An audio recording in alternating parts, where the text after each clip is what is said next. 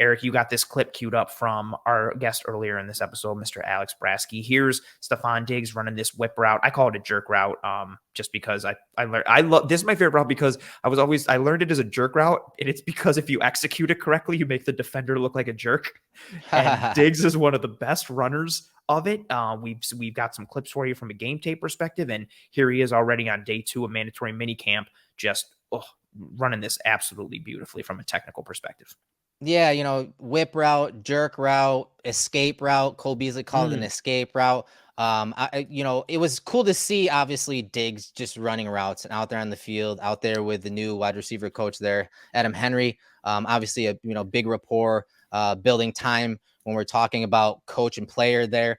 But there are some other clips too of not Diggs running the route, right, but him teaching others about that route. When it came to Keyshawn Johnson and is Jalen Wayne, I believe. Correct. Right. Yep. Absolutely. Yeah. And which was nice to see, again, not to kind of continue to bang on this topic here, but with Diggs missing camp yesterday, there was a lot of, smoke and fire going around the idea of him not being a leader and not being a team first guy. And so it was nice to see him already on his first day of practice, day 2 of minicamp here, taking these younger guys aside and already kind of explaining to them the finer points of what looks like the route tree and how to execute things. And this is one of several clips, like him just taking these guys aside and kind of explaining how things work and how they should run things. Yeah, because, we always talk about leverage and how Diggs is one of the best at running routes differently, running the same route differently based on leverage. And, that nuance and that route running only comes with experience. And obviously these two guys are younger guys that don't have the experience. And to see Diggs on his first day back, offering that knowledge and wisdom and talking to them on how to set up the route and how to make it look different, based on, leverage. I think that is just why you have a guy like Diggs. Yes, he performs, he produces and does all that. And more times than not, he's a leader by example. But here you see him, again, with all that other drama that was going on the last couple of days and this offseason, you see him there on that first day back, dropping knowledge to the younger players. That is just an encouraging and great sight to see. Yeah, and it's something that everybody applauded Von Miller for last year with all the clips of him working with Epinesa and Boogie and Groot and kind of paying it forward with his knowledge and his technique, whether it was at actually with the Bills or at his pass rush summit in the offseason. And that's an excellent point you make. Like that's one of the benefits if you have a stud player like that who has that type of mentality to pay it forward. That's where you see that positive trickle down effect, because he can take that knowledge and upskill some guys underneath him. And this is another great clip. This is like a 40-second long one. You really see him this isn't just like he's diving in. Correct. Like he's not just like, oh, hey, run this route like this. Like he's literally coaching them up right here in drills, teaching them. And exactly like you said, diving in and showing them how to execute. Yeah, and again, this is that whip route. You can see Wayne. This is my interpretation. He's telling him to set up the route differently. So initially, you're going to see he's asking Wayne, "What did you do?" He jabs outside, makes it look like a slant, and then he's going to run that whip route back out towards the sideline. But Diggs is telling him here. He goes, hey, no, set up as a two-way go. Make him think it's a two-way go. So he's adding that extra layer, because if you're just running the slant across the field, that guy can then get into your hip right away. And yeah, maybe you are able to drop your hips and accelerate out to the boundary. But by doing it this way, what Diggs does, he makes it a two-way go. Right there, you're already making that guy question, is he breaking inside or outside? Then you break inside. Okay, now he's going to drive on it hard, thinking it's in breaking route. And then that's when you snap it off back out to the sideline. Like that type of teaching moment. Again, this is why that contract and that money that Diggs makes, these are those type of moments where you're seeing that, as you said, that Von Miller effect in the wide receiver room. And it's great to see on this day with all that other nonsense going on, and how, there's all that talk about him being a bad teammate, and he's out there teaching this to the younger guys and how to set it up. Especially when you're talking this offensive scheme and these concepts and these routes and how they develop and how maybe they even connect to a different route later on. I just love that clip of how he, walked them through that. He asked them, hey, how did you run it? Okay, now this is how I would run it and why. Yeah, and he calls Wayne over in the beginning of the clip, like Yeah. he's talking to Keyshawn. He literally like beckons for him, like calls him over, like right here, boom, like Yeah. hey, like come over here, like I want to talk to you. And it's just good vibes. Like this is what you want to see from one of your leaders and one of your better players who has that knowledge and who has that technical aspect to his game. Like that's something, if you run a 4.240 and you win with speed all the time, you can't teach that. You can't teach someone to go from a 4.5 to a 4.2. But if you win with technicality, that's something that can be taught. The football IQ of the game and the technical aspects of the game, depending on, where you are in your career and where you're at, it might take you a little longer. But that's kind of stuff can be learned. And so him explaining that to these young guys is key. And like Juan says here in this comment, they need to keep him involved in every game plan, regardless of the opposition, especially in pivotal moments of each game. 4 catches versus Cincy results in a huge loss. Come on, Dorsey. Fair point. I don't think it's all on Ken Dorsey. Won't open up that can of worms right now, but it's fair point. He's a stud. You got to keep him in there.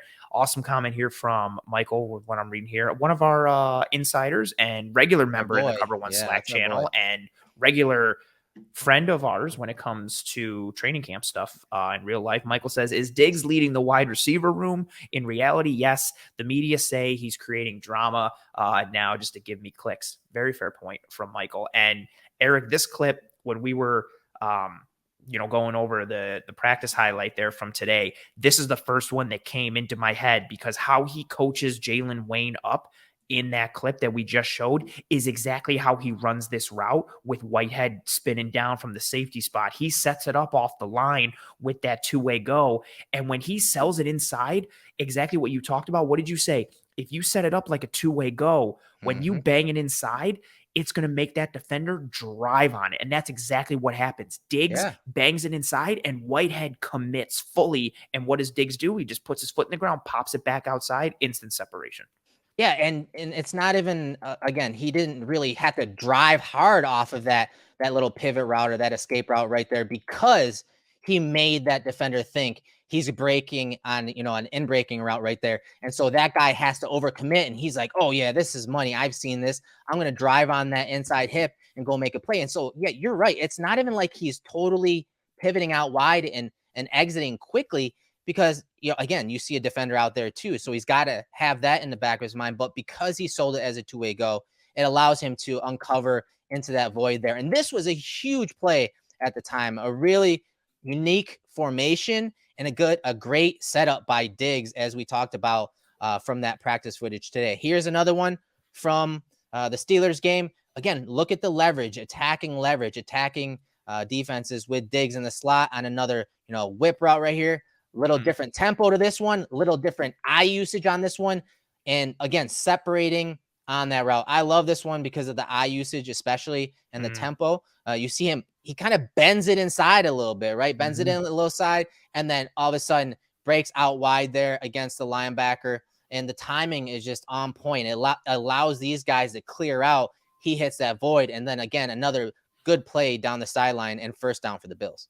I remember when we broke this down after the Steelers game, and it was so fun. One, because of I like the initial positioning of him in the slot. It allows him to get matched up on a linebacker, which is a huge advantage. And again, what he does in this play, like you talked about now, and what you alluded to earlier, he attacks the leverage of the linebacker inside. Like, this is him. Okay, this is who my man is. He's in a different spot than what Whitehead was on the previous play. So if your man has different leverage, exactly like you said, you run the route a little bit differently. You change it up. You attack that leverage. And I love how he eats that space up. And almost, even though he's on an angle, he almost squares up with the linebacker. And then you highlighted there his path there. So when Diggs attacks him, what does the linebacker do? He shuffles in response and pushes himself further inside, which is exactly what Diggs wants. So all he can do is put his foot in the ground and pop out outside. And again, similar to the previous play, Eric, like you said, Diggs doesn't have to put all this effort into pushing off and getting outside and creating separation. His eyes and his body language selling that deception in the stem of the route allows him to just simply put his foot in the ground and pop back outside, and he creates instant separation because he knows how to pace the route and attack the leverage of the defender. Yeah, attacking the leverage, understanding that Minka Fitzpatrick's over the top, and the different ways and coverages that defenses are playing against them. Here's one from the Chiefs game. Same formation that we saw in that Jets game.